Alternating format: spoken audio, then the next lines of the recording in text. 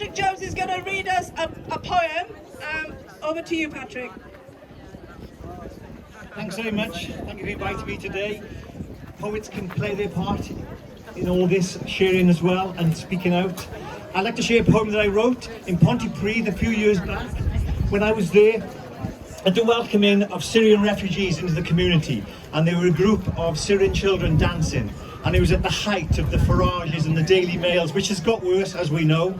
And I wanted to write this poem about our Wales, and I thought, how could anyone not want these children to be part of this country, this place? So I wrote this poem, and I'd just like to share it today. And at the same time, because of what we're celebrating today, I have to also mention, after being in Palestine last year myself, about and what I saw there, and how what we're witnessing now is by an ultimate racist state committing genocide on our innocent people. And so this poem isn't about Palestine, but it's about everyone. It's about every refugee, everyone who wants to come to Wales and live. It's called Soul Transplant. And it starts off with a quote by an MP who I don't think is here today. Let's give him a welcome. David Davis MP. I don't think he's here. Thank you. David Davis said, "These don't look like children to me. We should do dental testing to certify the age of refugees." I think we should do brain testing on someone like David Davis. Yes. And a Russian cosmonaut once said, "There are no borders from space."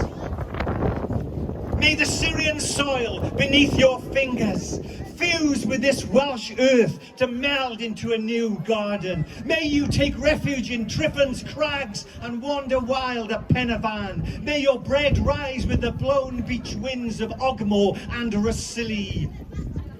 May you bring sunshine to our vineyards. May the Teifi, Elan and Taff bring you home when you are lost. Let the slate mountains of Blaena Festiniog build a roof to protect you from the nightmares of your past. Let the tongues of Bevan, Cadwallader and Glyndŵr be your advocate against their throats of hatred. Let Cymraeg chime with Arabic to forge a new language. May your children grow like the rings of the Langenu yew, sutured and secured to this land. May you spice our larder with falafel and fattoush. Let us share food at Arthur's table and seek shelter in Carrig Cennin's secret tunnel.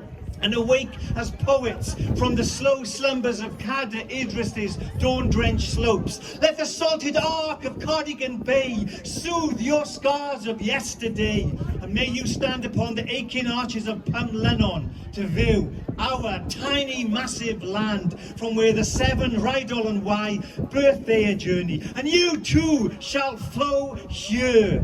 May the cradling arms of the Cambrians strengthen you. Ere withers mist shawl you, and the valleys cut you. As Nathelian Besinioil Oivin glad, nor silence the harp of my country, because it now has a new string, from an end to a just begun. For we are all transplanted from somewhere, brought in by the breeze from sea to shore, to settle on fallow ground, grateful for the sunlight and waiting for the rain. And if they try to bury us, we shall dig deep, sprout roots, cling to our past, and from this lived present invent our future, yours and mine. Come, let us cultivate oak and olive trees, side by side by side. Diolch yn fawr.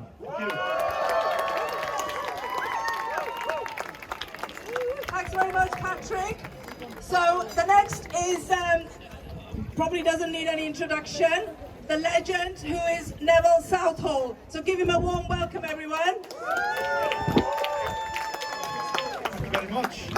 Nice to be here. I can say whatever I want to you today. I can be as racist as I want, because all I've got to do is say sorry tomorrow and pay the Tories a few quid. Because that's how this government is going at the moment. I don't see why I should have to choose between having both people and not having both people, having one gender or the other, having people sent to Rwanda or not sent to Rwanda. We've got a government that is actually dividing everybody, every community that they want to do. It's a disgrace what they're doing at the moment.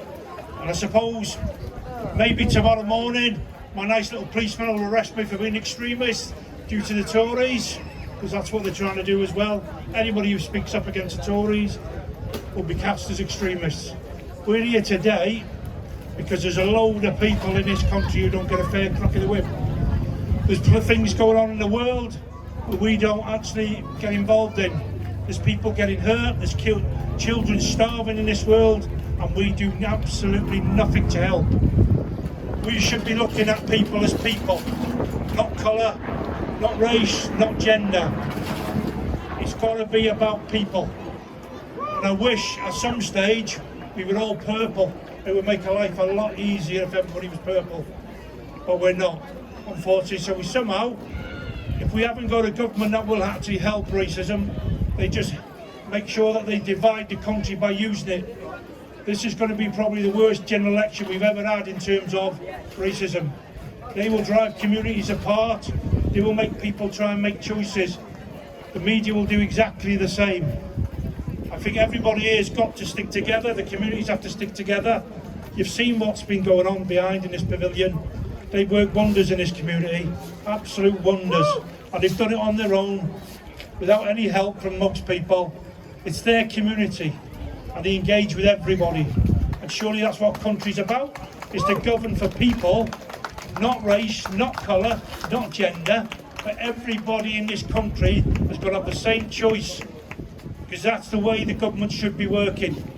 We need a government that's going to govern for you, not for just the rich, not for just certain white people, but for everybody. And at this moment in time, we have massive enemies in Nigel Farage, Lee Anderson, Tommy Robinson. We just make sure we need to stand up to them, because it will get worse. Believe me, before the election, things will get worse. You will see things you've never ever seen before by a party that is trying to get to stay in power using every trick in the book. So you all need to stand together. It's brilliant that you're all here today. You imagine if you can double this, treble it, the government sometime has to listen to you. We all know what's going on. We all know what needs to be done, but it needs to be done from the top down. They need to set an example. This government has set a horrendous example in terms of racism and most other things, to be fair, but we need to stick together, and I am fantastically proud to be amongst you today, so thank you very much.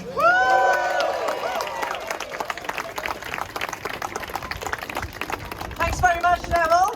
So I'm going to call Gavin Sharp from the NEU to speak next.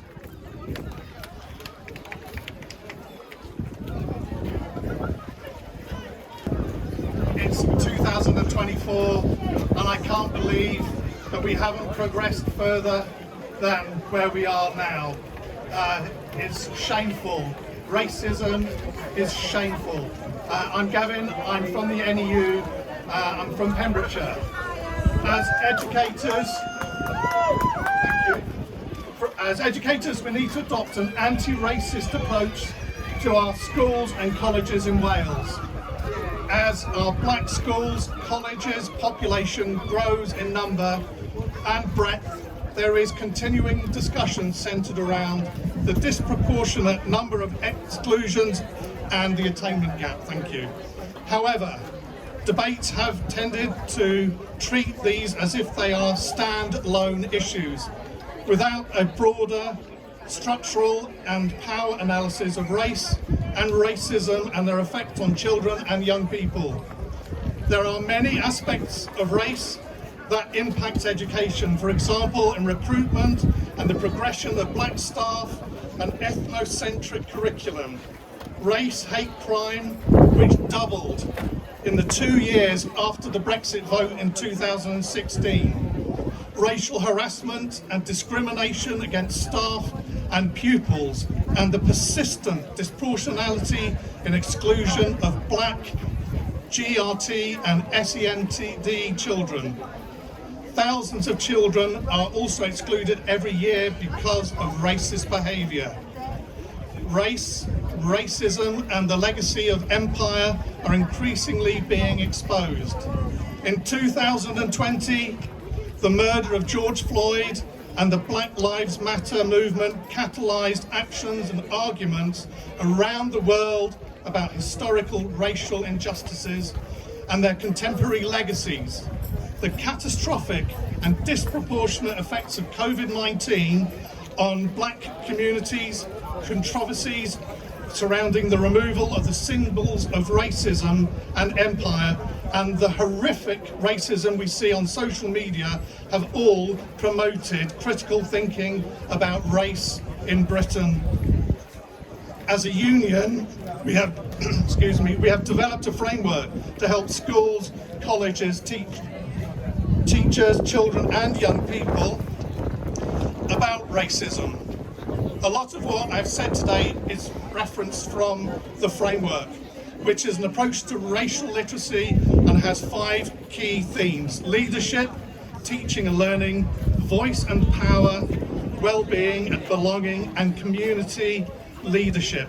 The framework also links the concept of decolonising education, which in practice means rebuilding a school system that supports all students, staff and teachers.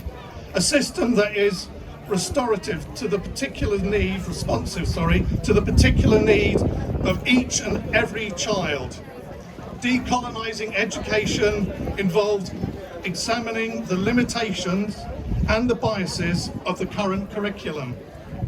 The omissions in initial teacher training, education and training, examining the political and societal legacies of colonialism and how they have influenced education policies. Collectively, we must also challenge the political environment, locally, nationally and globally, that is emboldening an anti-immigration, blame foreigners, populist narrative. In this time where poverty is on the increase, amidst a cost of living crisis, there is a growing blame the foreigners narrative for strains on schools and colleges and the NHS and all public services, which, if unchecked, will, and I would say, has led to an increase in racism. I am proud to be a member of the NEU, the National Education Union, and it gives me hope to be standing here in front of all of you activists who've come here today in peace and solidarity. Stop racism, stop the hate, stop killing women and children, stop the genocide, ceasefire now. Thank you. Just for that. You next.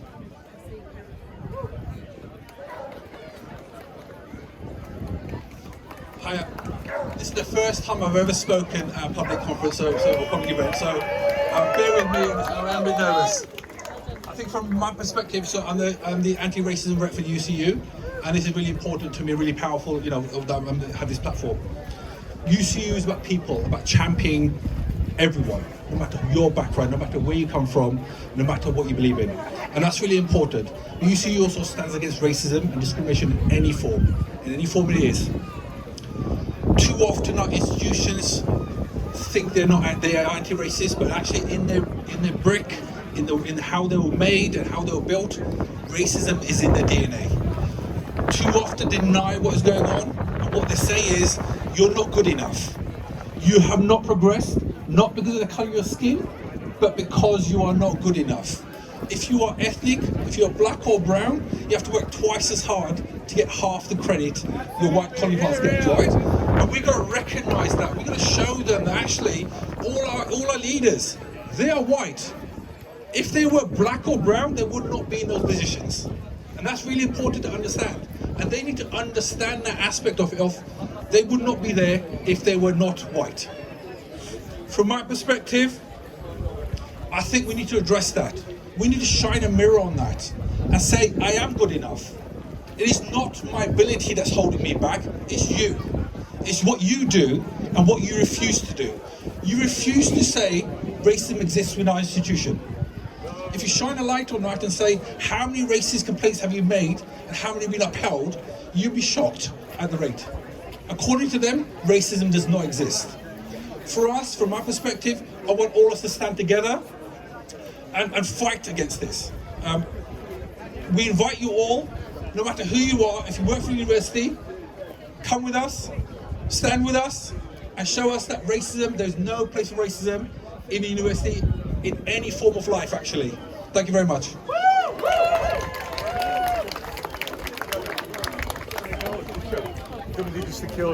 Thank you, Sarju. I'm going to call Keba Bane next. So big up for Keba. He is the chair of Unison Black members, and he's going to speak next. Thank you, Nimi. Good afternoon, or Gorida. My name is Keba Bane, chair of Unison Wales Black Workers. If I may please take a moment to extend our sincere and heartfelt condolences to the families and friends of our brothers and sisters who lost their life due to conflicts all around the world. May their souls rest in perfect peace, their families find solace, strength in moving forward. On behalf of Unison, National Black Workers and the Unison Black Members Committee, the entire Unison family, I bring with me solidarity, greetings, peace, love, and above all, we salute you all for standing shoulder to shoulder with us in our collective endeavors fighting against racism and racial abuse. We call on the Labour government or Labour Party to reinstall the wait for Diane Abbott. Thank you. And we condemn the statement of Frank Hester. Comrades, the International Day for the Elimination of Racial Discrimination was established 6 years after the apartheid police murder of innocent black people known as the SUTR massacre in South Africa, which has captured worldwide attention. This event involved police opening fire and against innocent demonstrators, killing 69 people and 178 people were wounded at a peaceful rally in Southville, South Africa on the 21st of March, 1960. Terrible, terrible, terrible events. Comrades, the racism is not happened by accident. Racism happens, according to the British Museum records, in 1562. The then British government commissioned and encouraged John Hawkins and Francis Drake to engage in slave trade. Thus, the beginning of slavery and exported it to Americas, as well as the rest of the British Empire. Racism was a byproduct of slavery and colonial prosperity, and today we now know that the wealth of our cities are built on it.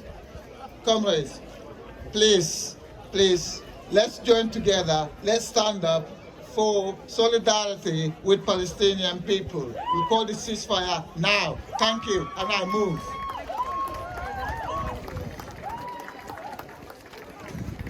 Thanks, Keba. Excellent. So I'm going to bring in Sharifa from Stop the War next. Give her a warm welcome. Assalamu alaikum, everyone. Peace be upon everyone here. Thank you all for coming. I just wanted to say a few things. 15th of March was the new United Nations Day to combat Islamophobia.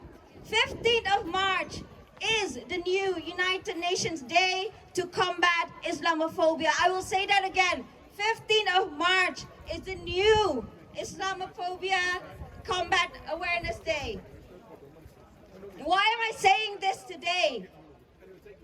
Islamophobia has been on an increase by 356% since last year. 356% increase in Islamophobia. What does that mean? That means a lot of us Muslims, like me, with a scarf, we are facing more Islamophobia.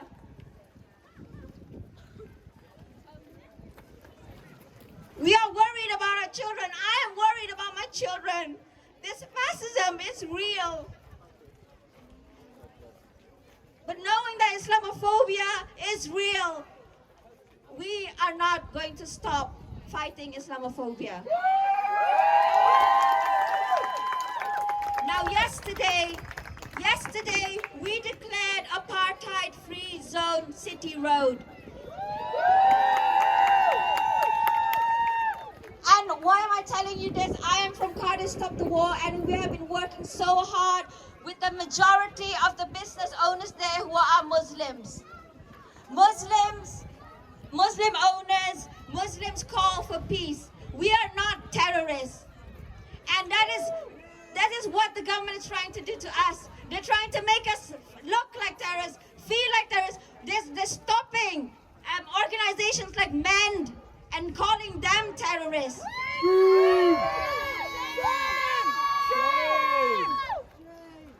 My brothers and sisters, my Muslim brothers and sisters, I want you to be proud to be a Muslim. Alhamdulillah. I want you to stand up for the people who are facing injustice, whether they are black, white, whether they are LGBTQ. If anyone is being oppressed, we will speak up for it. That is our responsibility, and that is my main message for today. Thank you very much.